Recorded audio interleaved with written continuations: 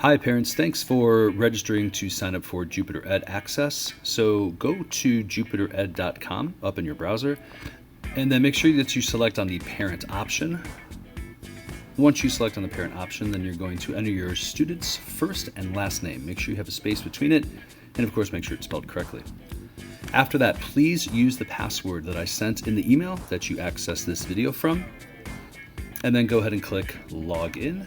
And once you do that, then you should be good to go. It will prompt you to change your password. So go ahead and change it to anything that you want. And after you do that, you will be in your child's Jupiter Ed.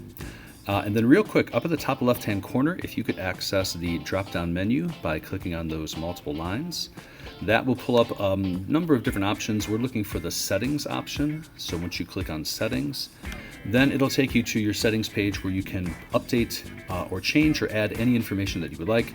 An email address, definitely a phone number, and then you can also set up Jupiter for notifications, which you can see here. So go ahead and personalize that to your needs.